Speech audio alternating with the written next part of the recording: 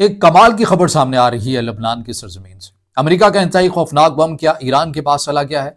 America की दौड़े इस मामले के ऊपर क्यों लगी हुई हैं? ये पूरी खबर क्या है, माजरा क्या है, यकीनन आप जानना चाहेंगे। आज के इस व्लॉग में आपके सामने रखेंगे। अस्सलाम वालेकुम।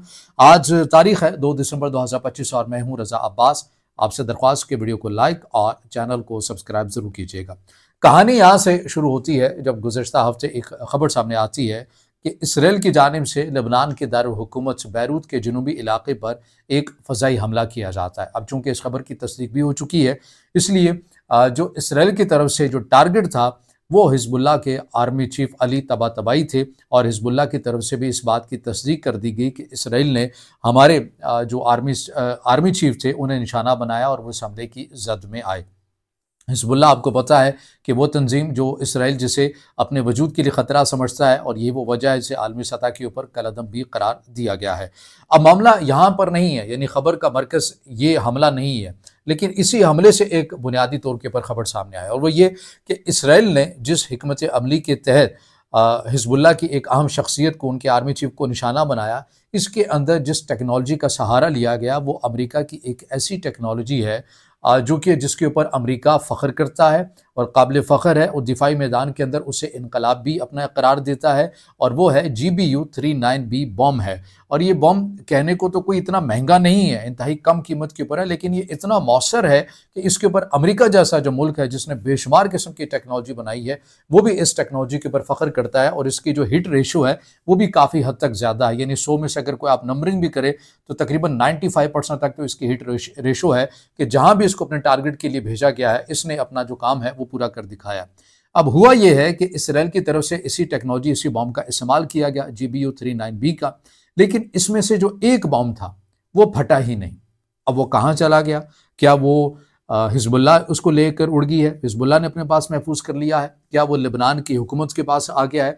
क्योंकि अब अमेरिका को तशवीश ये है कि इसराइल ने जिस जगह के ऊपर अपने टारगेट को हासिल किया है वो मजबूत गढ़ है हिजबुल्लाह का, और अब अमेरिका को ये ख़तरा है कि ये जो टेक्नोलॉजी है हमारी, ये हिजबुल्लाह के हाथ आएगी, हिजबुल्लाह आगे इसको ईरान को दे देगा, और ईरान जो है वो कहीं इसकी रिवर्स इंजीनियरिंग करके कोई अपनी चीज़ तैयार ना कर ले, क्योंकि ये तो हमारी काबिल फ़ख्र एक पेशकश थी, एक ऑफर थी, एक प्रोडक्ट है। कहीं ऐसा ना हो कि ये दीगर ममालिक के हाथ भी लग जाए।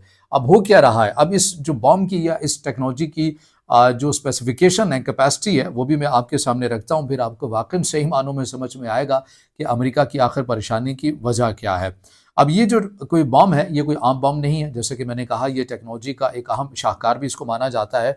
110 किलोमीटर तक बगैर इंजन के ये उड़ सकता है, दीवारों को चीर कर ये गुजरता है, यानी कंक्रीट के अगर घर बने हुए हैं, चाहे जितना मर्जी उसको मजबूत बनाया गया हो, ये उन्हें भी चीर कर क्रॉस करके अपने टारगेट तक पहुंचता है, और इस ज़्यादातर हमलों पर यही इस्तेमाल किया जाता है।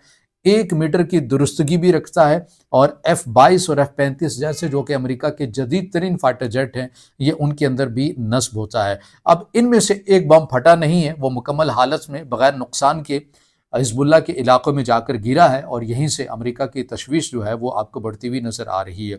अब इसके अंदर अमेरिका ने अब तक क्या किया है? अमेरिका ने ज़िमन में फ़ौरन इसराइल से भी रब्ता किया है, और फिर लेबनान में भी रब्ता किया है कि भाई हमारा जो बॉम्ब है उसे आपको हर सूरत वापस भेजना होगा। एक तरफ हिजबुल्लाह जो अमेरिका और इसराइल दोनों की दुश्मन है, और दूसरी तरफ अमेरिका कह रहा है कि प्लीज़ हमारा जो बॉम्ब है इसे वापस कर दें। ये ऐसा ही है जैसे आपके घर में कोई गलत पार्सल आ जाता है, जाना कहीं और होता है और वह आपकी तरफ जाता है, या फिर कोई आपको गलती से इजी लोड करवा देता है और बाद में कहता है कि मेहरबानी करो यार वापस करो। तो अमेरिका के साथ भी कुछ इस टेक्नोलॉजी को लेकर कुछ ऐसा ही हो रहा है। अब ये GBU-39B जिससे मुतल्लिक अमेरिका की परेशानी आपको नज़र आती है, इसकी जो कैपेसिटी, ये चीज़ें वो मैंने आपके सामने रखी हैं, लेकिन आपको यहाँ पर अमेरिका की जो तशवीश है वो किस वजह से है वो मैंने आपको बताया कि अमेरिका को ज़्यादा ख़तरा ये है कि जो ये बॉम्ब है GBU-39B, ये हाथ ना लग जाए ईरान के, या हाथ ना लग जाए चाइना के, या हाथ ना लग जाए रशिया के, क्योंकि इसको ऐसा ना हो कि कॉपी करके अपनी कोई जो टेक्नोलॉजी है वो मुल्क है वो बना ले।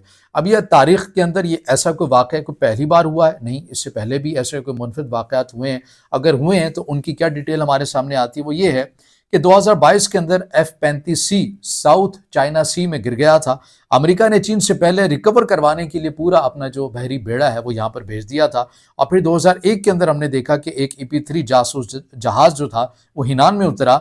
चीन ने उसे अपने पास रखा, पूरा खोलकर टेक्नोलॉजी उतार ली। अब अमेरिका चाहता है कि ये वाली जो टेक्नोलॉजी है ये भी हमारे किसी ऐसे मुल्क के पास ना आ जाए जो उसको रिवर्स इंजीनियरिंग करके बना ले। आपको याद है कि एक बार जासूसी के लिए ईरान की फ़ज़ाओं के अंदर एक ड्रोन था और मुमकिन तौर पर वो अमेरिका से मुतल्लिक बताया जाता है। ये 2000, अगर मैं गलत नहीं हूँ, 2010 या 9 या इससे आगे 2011 तक की मैक्सिमम ये खबर होगी। ईरान के जो साइबर डिपार्टमेंट था उन्होंने उसको फ़ज़ा में ही, उस ड्रोन को फ़ज़ा में ही हैक करके नीचे उतार लिया था और उसी की देखा देखी रिवर्स इंजीनियरिंग करके फिर इंतहाई और मोहलक तरीन ड्रोन जो हैं वो ईरान ने उसके वो रिवर्स इंजीनियरिंग करके वो बना लिया। अब अमेरिका की जो तशवीश है वो इसी बात के ऊपर है कि हमारी जो टेक्नोलॉजी है वो किसी और ऐसे मुल्क के हाथ ना लग जाए। आजकल के दौर में जहाँ पर जंगें जदीद हो चुकी हैं, जहाँ पर इलेक्ट्रॉनिक वारफेयर हथियार है, जहाँ पर आपके मोबाइल टेक्नोलॉजी ये हथियार बन चुके हैं, जहाँ पर जदीद मिसाइल हैं, जहाँ पर जदीद किस्म के ड्रोन हैं, तो वहाँ पर जो सबसे मोहलक और सबसे मुनफरिद जो हथियार है वो ये है कि आपने टेक्नोलॉजी तो बना ली है लेकिन अब आपने इसको महफूज भी रखना है। ऐसा ना हो कि आपके दुश्मन के हाथ में लग जाए, वो इसका गलत इस्तेमाल करे या उसको देखकर अपनी कोई टेक्नोलॉजी तैयार कर ले। ये आजकल के दौर के अंदर सबसे बड़ा ख़तरा रहता है और ये वजह है कि जब कोई मुल्क अपनी कोई अव्वल दर्जे की कोई टेक्नोलॉजी बनाता है तो उसकी सबसे पहली जो कोशिश होती है वो यही होती है कि हम किसी ऐसे मुल्क को दें जिसके ऊपर हमें मुकम्मल एतमाद है, कि किसी ऐसे मुल्क को ना दे दें कि वो कल को हमारे किसी दुश्मन मुल्क को दे दे और वो इसकी कॉपी करके या हमारी टेक्नोलॉजी को अच्छी तरह उसकी स्टडी करके ऑब्जर्वेशन लेकर उसका मुशाहिदा करके किसी और मामले की तरफ चला जाए। तो ये वो चीज़ है, ये वो ख़बर है, एक इंतहाई मुनफरिद ख़बर है, एक इंतहाई मुनफरिद वाक़या है जो इस आप ये कह सकते हैं कि हालिया दिनों के अंदर पेश आया है। क्योंकि अगर हम इस खत्ते से मुतल्लिक आपको ख़बरों से मुतल्लिक आगाह करते रहते हैं, यहाँ पर तो आपको पता है कि पाकिस्तान की अफ़गानिस्तान के साथ कशीदगी चल रही होती है, पाकिस्तान की इंडिया के साथ कशीदगी चल रही है और सारे फ़िरक़ैन अपनी अपनी फ़तह का ऐलान भी कर रहे होते हैं। तो ऐसे में एक ऐसी खबर सामने आना जो वाक़ई मुनफरिद भी है और अमेरिका की तशवीश को भी ज़ाहिर कर रही है। अब इस बम से मुतल्लिक अभी तक वाज़ेह नहीं हो सका है कि ये बम आखिर गया कहाँ, अमेरिका की टेक्नोलॉजी आखिर किसके पास है। बहरहाल अब इससे जुड़ी जो फॉलोअप स्टोरी होगी वो भी हम इंशाल्लाह आपके सामने रखेंगे। अगर अमेरिका का गुमशुदा ये बम मिल जाता है, कहाँ से मिलता है या मिलता भी है या नहीं मिलता, ये इस मामले के ऊपर जिस के पास चला गया वो तो लग ऐसे रहा है जो कभी इम्कान है कि वो खामोशी रहेगा, खामोशी से रिवर्स इंजीनियरिंग के ऊपर काम करता हुआ नजर आएगा। लेकिन बारह जो भी अपडेट्स होंगी, जो भी चीज़ें होंगी आपके सामने रखेंगे। इससे जुड़ा आपका कोई सवाल हो या राय हो तो ज़रूर कमेंट में इज़हार ख्याल कीजिएगा, वीडियो को लाइक कीजिएगा, दोस्तों के साथ शेयर कीजिएगा और चैनल को सब्सक्राइब